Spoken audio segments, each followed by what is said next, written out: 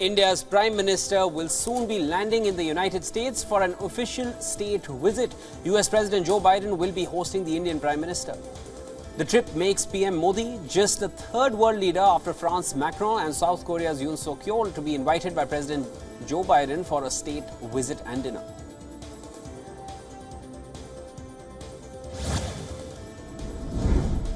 According to a Wall Street Journal review of data from around the US, major cities in the country have seen larger than normal spike in homelessness this year. The data covered 67 of 100 areas with the highest homeless population as of 2022. Of those, 48 reported an increase in homelessness this year, indicating a jump far larger than recent years. Most major urban areas so far have seen increases, including Chicago, Miami, Boston and Phoenix.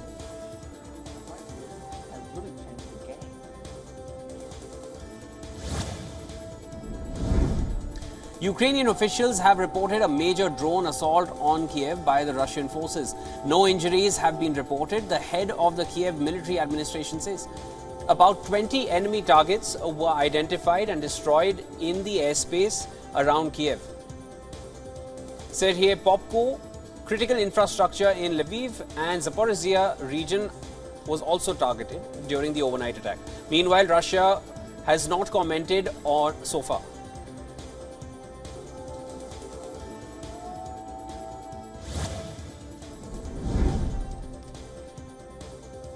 At the invitation of the French President Emmanuel Macron, Pakistan's Prime Minister Shehbaz Sharif will undertake an official visit to France. He will be participating in the new Global Financing Pact Summit in Paris on June 22nd and 23rd.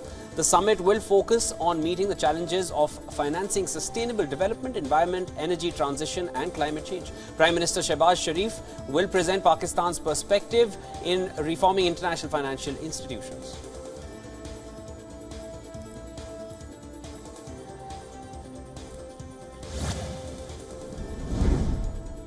The Communist Youth League of China convened its 19th National Congress at the Great Hall of the People in Beijing on Monday. Leaders of the Communist Party of China and the state, including Xi Jinping, attended the opening to extend their congratulations. Politician Kai Chi, who delivered an address on behalf of CPC's Central Committee, said that the league has taken Xi Jinping's thought on socialism with Chinese characteristics for a new era.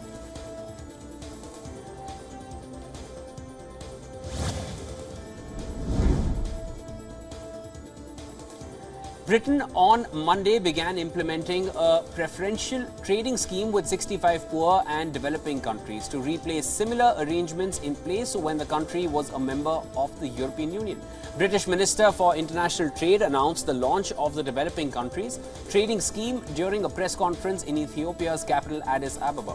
The scheme removes or reduces tariffs and simplifies trading routes. The UK's Department of Trade and Business said this in a statement.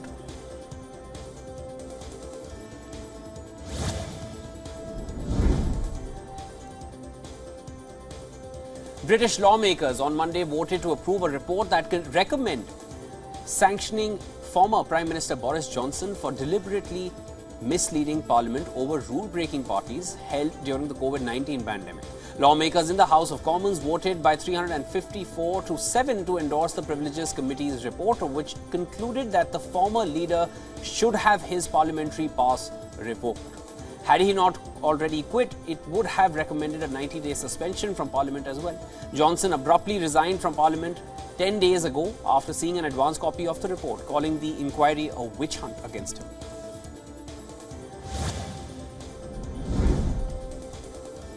About 20 European ministers are meeting in Paris to discuss how to strengthen Europe's air defences, a long divisive issue that has taken on greater urgency because of Russia's war in Ukraine. The meeting, at the invitation of French Defense Minister, has been described by analysts as a challenge to Germany's so-called Sky Shield initiative, under which 16 NATO countries and Sweden plan to use German, US and Israeli equipment.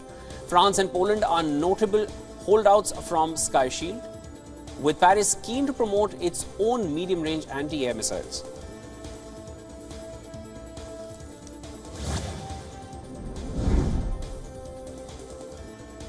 The headquarters of the Paris 2024 Olympics Organizing Committee was searched by police. Raids were carried out at the headquarters of the committee, known as COJO. The searches were conducted by anti-corruption and financial crime investigators. This is the first such raid on the organizing committee headquarters. However, the reason of the raid is not clear yet.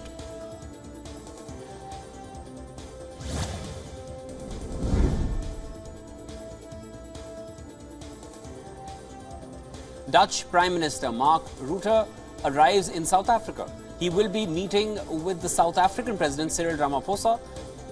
Danish Prime Minister Mette Frederiksen is also on the joint visit. The leaders will participate in a business forum about investing in renewable energy.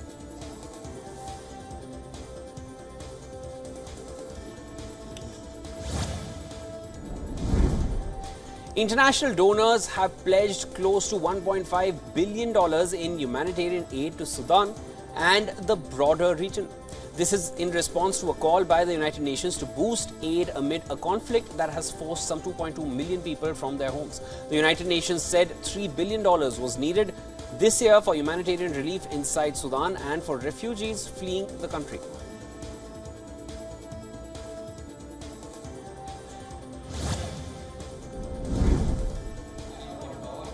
Hundreds of people gathered to march in Resistencia, Argentina.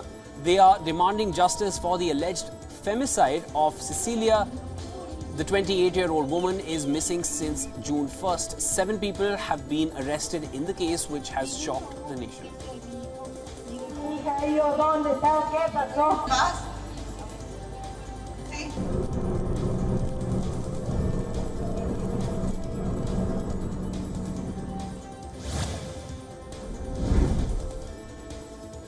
At least one student has died after a school shooting in southern Brazil on Monday. According to the officials, another wounded student has been hospitalized. The perpetrator has been arrested and is a former student of the school. He entered the premises saying he wanted to request his school records.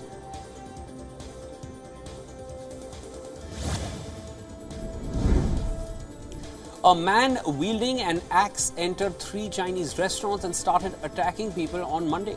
The incident happened in Auckland.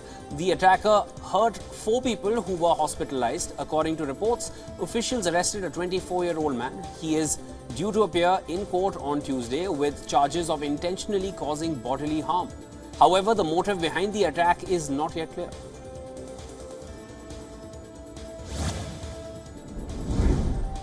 Another shooting incident has been reported from the US. At least 6 teenagers were shot on Monday afternoon in Milwaukee in Wisconsin.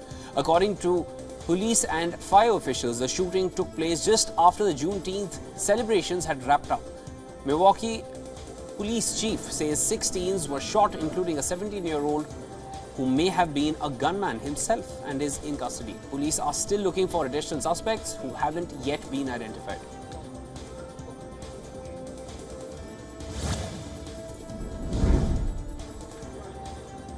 Another drug threat is looming over America as xylazine, an animal sedative, is being added to the drug supply. This has caused severe wounds and complicated prevention of overdose. In New York, harm reduction groups and authorities are doing their best to protect drug users against the flesh-eating drug.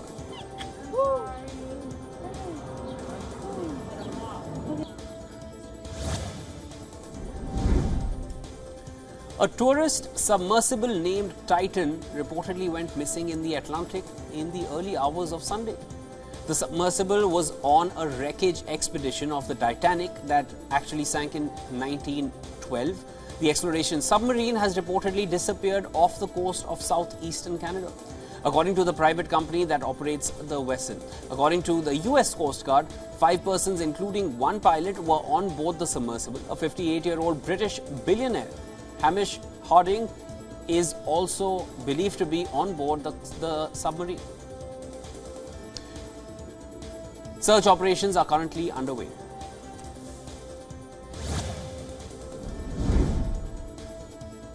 The Mexican government has released a video of modified armored vehicles allegedly seized from criminal gangs being destroyed. The footage shows the moment a crane removes the roof of one of the 14 seized modified armored trucks that allegedly belonged to criminal gangs. The Mexican prosecutor's office said the vehicles are known as monsters, which owners usually pay to tune them using steel armors.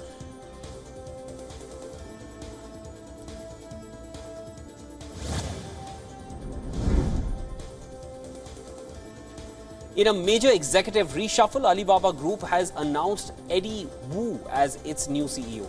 Wu, the current chairman of Taobao and Tmall Group, will take over from Daniel Zhang, who will focus on the company's cloud intelligence business next. Joseph Tsai, the executive vice chairman, will assume the role of group chairman. Zhang stated that it was the right time for him to step down as the company looks to spin off on its cloud computing business next. These changes are set to take effect in September this year.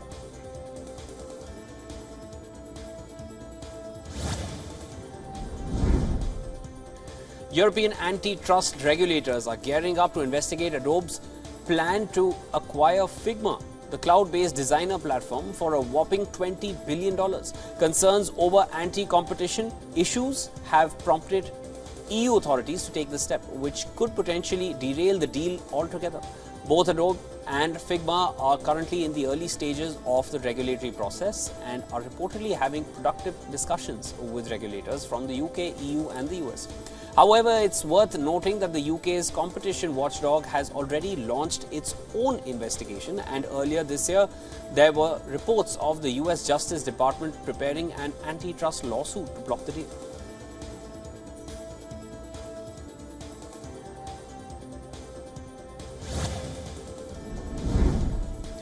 US President Joe Biden has announced over $600 million in climate investments to help coastal communities around the country to fight climate change. During a visit to Palo Alto, Biden said the US Department of Commerce would launch a climate resilience regional challenge to deliver funds, where communities are building projects to protect against the impacts of climate change, including sea level rise, flooding and storm surge. The investments will be funded by Biden's climate and infrastructure bills.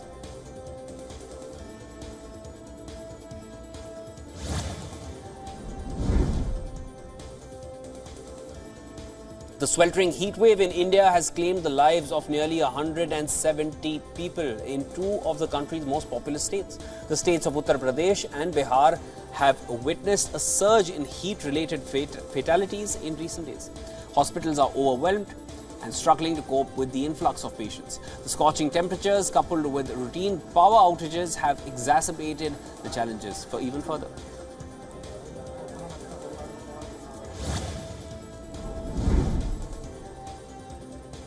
Chilean activists used an ice sculpture to demand protection for Antarctica. They staged the protest during the international summit of the Commission for the Conservation of Antarctic Marine Living Resources. The activists are a part of Chilean art collective called BLA. They made a 3-meter-long krill-shaped ice sculpture that melted before the eyes of walkers in the capital.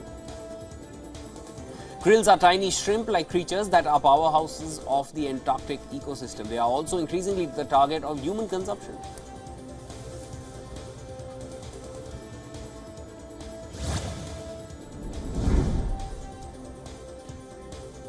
The collapse of the Kakhovka Dam in southern Ukraine has caused ecological crisis. Crops are severely hit in the world's breadbasket, and drinking water supplies for the thousands is hampered. The destruction of Kakhovka Dam 2 weeks ago led to the deadly flooding, endangered crops, and has unleashed an ecological crisis.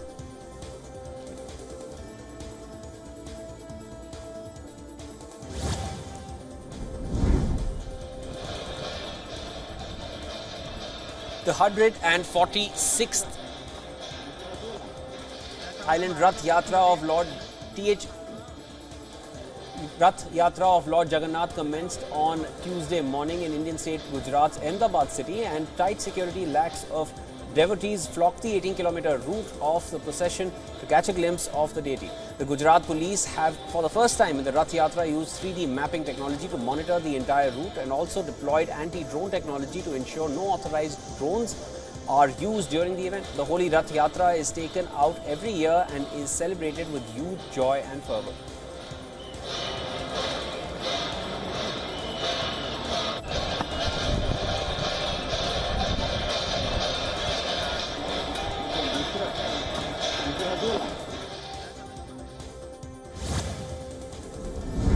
Visitors in Rome will now have access to the place where Julius Caesar was believed to have been killed. The site will be among the archaeological treasures of the Lago Argentina Square. A walkway has been created, allowing visitors to move through the site at ground level and see the sculptures and see the structures up close. The area will be open for visit from Tuesday.